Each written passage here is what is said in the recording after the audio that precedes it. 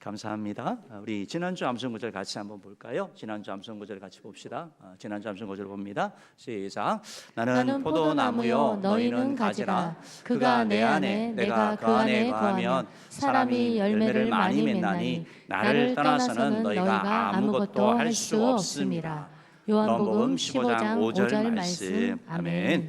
오늘 말씀은 우리에게 너무나 귀한 말씀을 합니다. 우리는 열매 맺기를 원하고 풍성한 삶을 살기를 원하는데 열매 맺기 위해서 애쓰는 게 아니고 주님 안에 거하는 것, 가지인 우리들이 주님 안에 거하기 위해서 예배와 기도와 매일 묵상을 통하여 거할 때 열매가 맺혀진다라는 것입니다. 그래서 이 귀한 진리를 또 깨닫고 특별히 고난주간 보내면서 주님을 많이 묵상했던 것처럼 여러분의 삶 가운데 주님과 함께 동행하는 삶, 그래야 주님이 통치하시고 다스리는, 주님이 주인 되시는 삶을 살아서 많은 열매가 맺히는 복이 있기를 주님으로 축복합니다.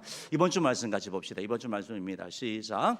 만일 우리가 우리 죄를 자백하면 그는 미쁘시고 의로우사 우리 죄를 사하시며 우리를 모든 불의에서 깨끗하게 하실 것이요. 요한일서 1장 9절 말씀. 아멘. 아멘. 아멘. 이 말씀은 죄의 문제 해결하는 거거든요. 여러분 죄 해결할 수 있는 방법이 있습니다. 이 말씀 기억하시고 또 묵상하고 이렇게 나가면 참 좋겠습니다.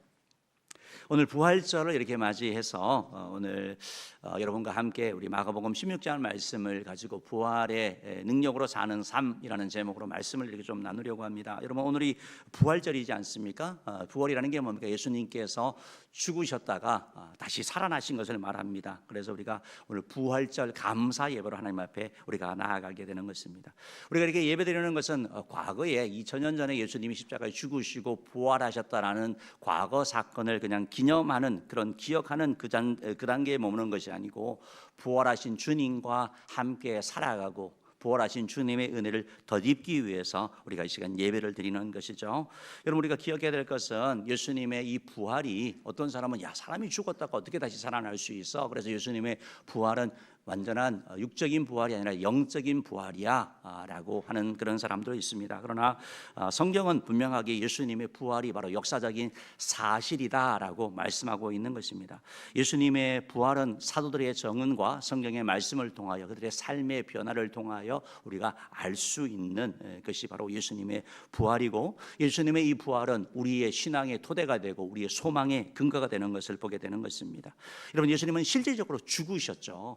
그래서 어떤 사람은 예수님이 죽지 않았다가 기절했다가 나왔다고 하는데 성경 분명히 예수님이 죽으셨다라고 말씀하고 있습니다. 로마 군인에 의하여 예수님의 사형받으심, 죽으심이 확인되었고 창으로 옆구리를 찔렀을 때 물과 피가 흐름으로 말미암아 완전한 죽은 그런 상태를 알게 되었고, 그래서 예수님은 바로 십자가에서 내려오시고 찔리고 난 다음에 그 다음에 이제 장사 지내게 된 거죠. 장례를 치르게 되는 것이죠.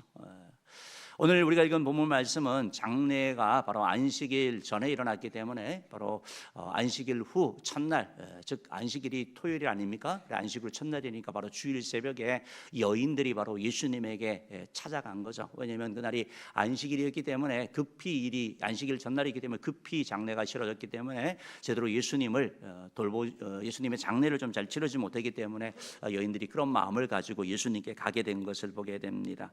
그런데 여인들이 그 무덤에 갔더니 이상한 말을 듣게 되는 거예요. 천사가 나타나서 무서워하지 말라라고 말씀하시면서 그가 살아나셨다라고 선포하고 있는 것을 보게 됩니다. 오늘 6절 말씀 같이 한번 읽어보겠습니다. 시작.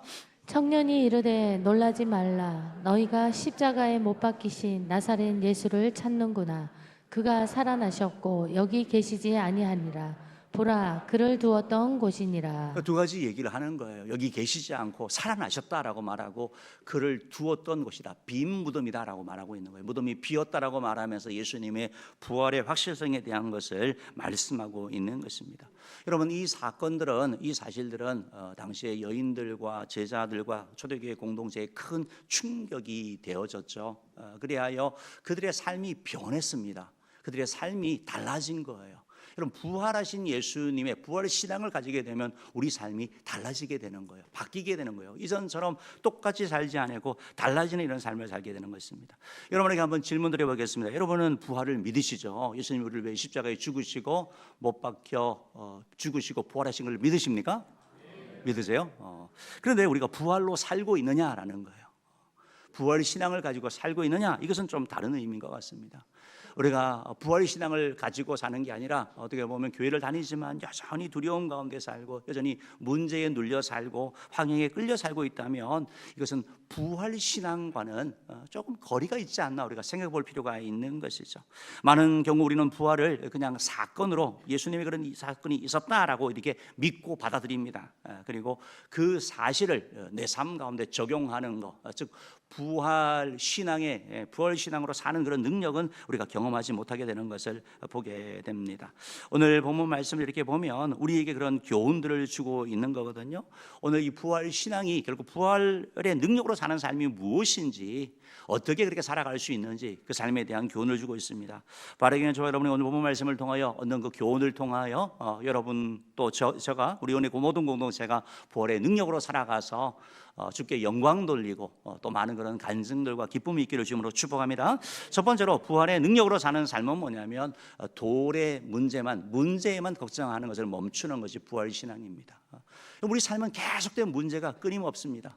그런데 이걸 멈출 수 있는 것, 여러분 우리가 걱정하다 보면 때로 걱정 때문에 밥도 못 먹고 잠도 못 자고 막 괴롭지 않습니까? 그리고 우리가 이 문제가 너무 커가지고 문제에 빠져가지고 내가 해야 할 일을 놓칠 때가 많이 있어요. 문제가 너무 커가지고 운전을 하면서도 그 문제 생각하다가 사고가 나기도 하고, 내가 문제에 사로잡혀서 내가 해야 할 일을 하지 못하게 되는 거 보는데, 부활신앙이 뭐냐? 문제를 멈추는 거, 즉 그 문제에서 나를 좀 분리시키는 것이 바로 부활신앙이다라는 것입니다. 오늘 성경 3절의 말씀 보면 이런 말씀이 있습니다. 한번 읽어봅시다. 시작. 서로 말하되 누가 우리를 위하여 무덤 문에서 돌을 굴려주리요 하더니. 오늘 말씀해 보니까 예수님의 무덤에 막달라 마리아와 그리고 야고보의 어머니 마리아와 살로메가 이렇게 가면서 예수님께 간 거죠. 왜 갔습니까? 예수님이 사랑하기 때문에 간 거거든요.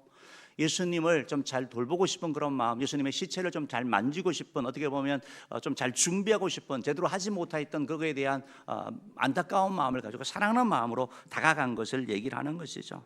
그렇지만 그들이 주님 앞에 가는데 그들의 관심이 예수님이 아니었습니다. 뭐가 관심이었습니까? 누가 돌을 옮겨줄까? 원래 예수님에게 가는데 예수님에 대한 게 관심의 핵심이 아니고 누가 도대체 이 돌을 옮겨줄 것인가. 여기서 돌이라는 것은 문제를 얘기를 하는 거거든요.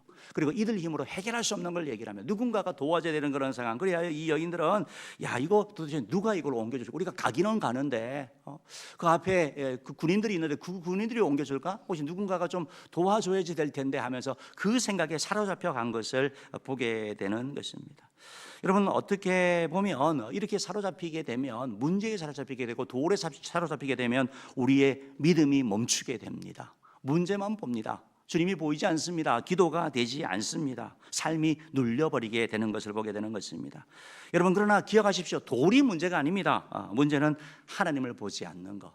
문제에 함몰되어서 우리 눈이 다 가려져서 하나님이 보이지 않고 문제만 보이는 것이 문제인 것이죠. 그렇기 때문에 오늘 어떻게 성경 이 여인들은 처음에 예수님께 갈 때는 부활 신앙이 없었잖아요. 우리도 매일 이런 삶을 살 수 있는 거죠. 그렇지만 우리가 부활 신앙을 가지게 될 때 그 부활의 그 은혜를 우리가 믿고 그 능력을 우리가 의지하게 될 것을 분리할 수 있는 것. 우리 삶의 많은 문제를 주님께서 뭐라고 말씀하십니까? 우리 인생에 문제가 없는 게 아니고 너희 염려를 주께 맡겨버리라 라는 말씀처럼 문제 있는데 맡기라고 말씀하고 있는 거거든요. 마찬가지로 우리 삶의 이런 돌의 이런 문제들, 해결되지 않는 그런 경제적인 문제, 건강의 문제, 자녀의 문제, 어떤 그런 문제, 우리를 내 힘으로 어쩔 수 없는 그 문제, 애쓰고 노력해도 되지 않는 그 문제, 도대체 누가 해결해 줄까? 그게 아니고, 그게 사로잡히는 것이 아니고, 그 문제를 묵상하는 게 아니고 그 문제를 잠시 내어놓는 거, 이것이 바로 부활신앙이 토대다라는 것입니다. 부활절이 되면 이런 할머니 얘기가 있습니다. 언제나 즐거움과 기쁨으로 얼굴이 환하게 웃는 꽃 파는 할머니가 있는 거예요. 그래서 아니 저 할머니는 꽃을 파는데 너무 얼굴이 밝고 아름다우니까 하나님, 할머니 도대체 비결이 뭐냐고, 할머니는 걱정도 없냐고, 염려도 없냐고. 그때 할머니가 얘기를 하는 거죠. 왜 내 가운데 고통스러운 일, 힘든 일, 짜증나는 일, 왜 문제가 없겠냐고. 그렇지만 나에게는 비법이 있다고. 그 비법이 뭐냐고. 그러니까 3일의 비법이 있다는 거예요. 3일의 비법. 3일의 비법이 뭐냐라고 물었더니 문제가 생길 때마다 하나님께 문제를 해결하도록 맡겨버리고 3일 동안 기다린다라는 거예요. 그러면 하나님께서 꼭 예수님께서 십자가에 죽으시고 부활하셨던 것처럼 하나님께 맡길 때 하나님께서 일하시는 것을, 역사하시는 것을 경험한다라는 것입니다. 예수님처럼 꼭 3일은 아니다 하더라도 맡길 때 하나님이 일하신다라는 것을 고백하는 거죠. 그러면서 그분이 하는 말이, 나에게는 어떤 힘든 일이, 어떤 암흑 같은 일이 일어난다 하더라도 3일 후면 언제나 부활하신 것처럼 바로 빛이 비칠 것을 믿기 때문에 늘 기쁘고 감사한 것입니다. 이런 고백을 했다는 것입니다. 이 말씀을 이렇게 보면서 우리 삶 가운데 적용을 하는데 이게 보통 영성이 아니에요. 여러분, 내 문제가 있는데 이걸 내려놓는 게 너무 힘들거든요. 이건 그냥 하나의 그냥 좋은 스토리로 끝나는데, 정말 이 할머니처럼 우리가 부활신앙을 가진다는 것은 실천하는 걸 말하는 거거든요. 이게 영적인 능력이거든요. 여러분을 사로잡고 있는 문제가 무엇입니까? 여러분을 지금 괴롭히는 돌의 문제가 무엇입니까? 그거를 좀 분리시켜 볼 수 있지 않겠습니까? 주님 앞에 우리가 기도합시다. 주님, 내가 이 문제에 사로잡혀 있는 내 모든 관심, 에너지, 모든 것들을 내려놓고 주님을 보기 원합니다. 내가 이것 때문에 기도하지 못하고, 이것 때문에 내가 주님 앞에 충성하지 못하고, 이것 때문에 온갖 사명 감당하지 못하고, 내가 이것 때문에 남편으로서, 아내로서, 또 직장인으로서 그 사명을 감당하지 못한다면 주님, 잠깐 내려놓기 원합니다. 내려놓을 수 있는 은혜를 주시옵시고 분리시켜서 은혜를 달라고 기도하는 저 여러분 되기를 주님으로 축복합니다. 두 번째로 부활의 능력으로 사는 삶이라는 것은 이미 도를 옮기신 하나님을 믿는 거예요. 믿음으로 사는 것이 바로 믿음의 삶입니다. 여러분, 우리가 믿음으로 부활의 능력으로 사는 삶이 뭐냐? 결국 믿음의 삶이거든요. 하나님이 우리에게 늘 요구하시는 게 있습니다. 그게 뭐죠? 믿음이에요. 믿으라고 말씀하고 있는 거예요. 그래서 히브리서에서도 하나님께 나아가는 자는 반드시 그가 계신 것과 그가 또한 자기를 찾는 자에게 상 주시는 이심을 믿어야 한다라고 말하고 있습니다. 제자들에게 뭐라고 말씀합니까? 이 믿음 없는 자들아, 책망하시잖아요. 왜 그렇게 실수해서, 왜 그거밖에 안 돼, 왜 똑똑하지 못해가 아니고 믿음이 없다고 책망받는 거예요. 백부장 같은 경우는 큰 믿음을 가졌다고 칭찬받는 것처럼 우리 가운데 필요한 게 뭐냐? 하나님이 하실 일을 바라보고 그 하나님을 믿는 거, 이게 바로 부활의 능력으로 사는 삶이다라는 것입니다. 오늘 성경 이렇게 보면 이 여인들이 이렇게 갔거든요. 그랬더니 무슨 일이 일어납니까? 4절 말씀 읽어봅시다. 시작. 눈을 들어본 즉 벌써 돌이 굴려져 있는데 그 돌이 심히 크더라. 눈을 들어보 무덤에 간 거예요. 막 걱정하면서 갔어요. 그랬더니 이미 돌이 굴려져 있는 거예요. 누가 굴렸습니까? 제자들이 도와줬습니까? 아니 주변 사람이 도와줬습니까? 누가 굴린 거예요 도대체? 돌은 누가 굴린 겁니까? 하나님이 하신 거죠. 하나님이 하신 거죠. 여러분, 하나님께서 우리가 헌신하고 우리가 나아갈 때 우리 힘으로 안 되지만 주를 사랑하는 마음으로 여인들이 간 거잖아요. 그때 하나님이 이미 일하신다라는 거예요. 이미 행하신다라는 거예요. 그 하나님, 전능하신 하나님, 능치 못한 하나님을 믿는 믿음을 가지고 살아가는 거. 그래서 우리의 이 돌덩이들, 우리 삶의 이 많은 문제들을 주님 앞에 맡길 수 있는 거, 이게 바로 부활의 신앙인 것이죠. 그 문제를 가지고 내가 끙끙거리고 버튼들어봤자 해결 안 되는 거거든요. 돌은 내 힘으로 해결할 수 없는 거예요. 그런데 주님 앞에 맡겨드릴 때, 주님이 하실 일을 바라볼 때, 전능하신 하나님, 자비하신 하나님, 창조주 하나님, 우리의 구원자 하나님, 우리의 인도자 하나님, 주님 은혜를 달라고 주님 앞에 나아가 기도하고 주님을 바라볼 때 하나님의 은혜가 우리 가운데 임하는 것을 보게 되는 것입니다. 여러분, 그렇기 때문에 우리가 이런 하나님을 믿는 믿음이라는 것은 우리 삶에 여러 가지 문제들도 있고 또 여러 상황들이 있잖아요. 어떤 경우도 우리가 받아들여야 될 때도 있고 어떤 경우는 우리가 극복해야 될 때가 있는 거예요. 하나님께서 우리에게 어떤 질병을 주셨습니다. 그러나 그 질병이 어떤 경우에는 극복해야 될 때가 있고 어떤 경우는 받아들여야 될 때가 있는 거예요. 우리는 모르기 때문에 하나님 앞에 기도하는 것이죠. 어제 결혼식이 있었는데 그 결혼 날짜를 잡고 나면 신경 쓰는 게 이제 일기잖아요. 그런데 일기예보가 계속 얘기가 됐던 게 뭐냐면 비가 온다는 거예요. 토요일 날 하루 종일 비 온다는 일기예보를 듣고 그 혼주 되시는 분들이 그냥 뭐 비 오면 어쩔 수 없지라고 한 게 아니고 기도를 하기 시작하는 거예요. 비가 안 오게 해달라고.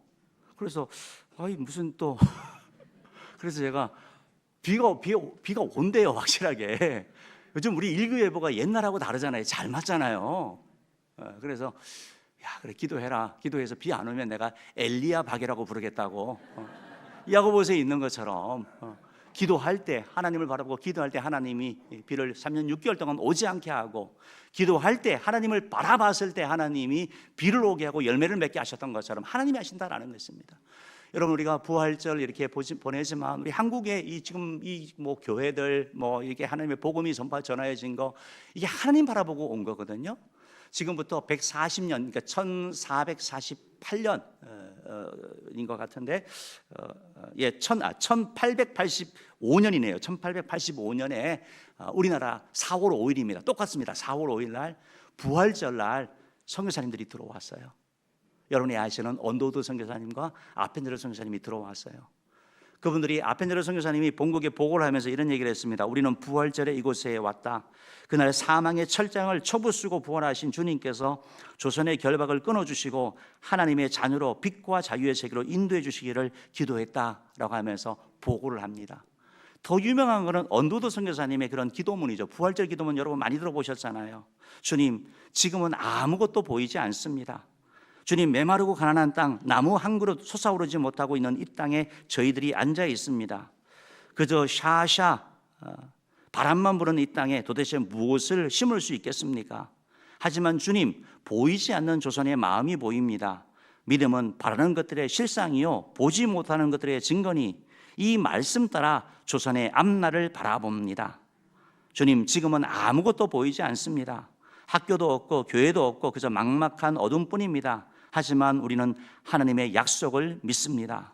보이지 않는 믿음의 눈을 들어 우리의 영적인 눈이 볼 수 있는 날이 있을 줄 믿나이다. 이렇게 기도하거든요. 여러분, 이것이 뭐냐면 우리 돌을 옮기는 하나님을 믿는 믿음 아니겠습니까? 지금은 자연스러운 거죠. 교회 보는 게 자연스러운 거였죠. 그렇지만 그분들이 왔을 때는 배척당하고, 심지어 성사님들 부인들이 들어와서 풍토병 때문에 죽잖아요. 그런 가운데 도대체 무슨 일을 계속 해야 되나, 보이지 않는 답답한 가운데 그들이 바라봤던 것이 무엇입니까? 돌이 아니거든요. 문제가 아니거든요. 하나님을 바라봤을 때 하나님이 일하셨다는 사실을 기억하시고, 우리의 부활의 능력으로 사는 삶이 뭐냐? 결국 하나님을 믿고 하나님을 의지하고 나가는 삶. 사랑하는 사람 여러분, 여러분의 삶에 있는 문제들, 염려들, 걱정들 주님 앞에 맡기고 염려 걱정하는 대신 주님 앞에 기도하고 헌신하고 나가는 데 되기를 주님으로 축복합니다. 마지막 세 번째로 우리가 부활의 능력으로 사는 삶이 뭐냐? 순종하는 거예요. 두렵지만 순종하는 거. 부활의 신앙은 우리를 움직이게 합니다. 여러분, 예수님은 우리를 변화시키는 거예요. 예수님은 우리가 복음을 듣고 이제 성령이 체험하게 되면 막 내성적인 사람들이 담대하게 전하는 거예요. 어제도 이렇게 말씀하는 어떤 권사님이 자기가 어떻게 전도하는지 모르겠대요. 원래 너무 얌전하고 해가지고 뭐 그 전세로 들어갈 때 처음 돈 줄 때 얼굴 한번 보고 그다음에 마지막 나갈 때 얼굴 보는 그런 사람이었대요. 근데 예수를 믿고 나니까 사람들이 다니면서 막 복음을 전한다는 거예요. 복음은 변화시키는 거거든요. 막 팔팔 뛰던 사람들도 복음, 성령의 역사가 좀 잠잠해지는 거. 어쨌든 하나님께서 전체를 보게 하는 역사가 일어나게 되는 걸 보게 되는데요.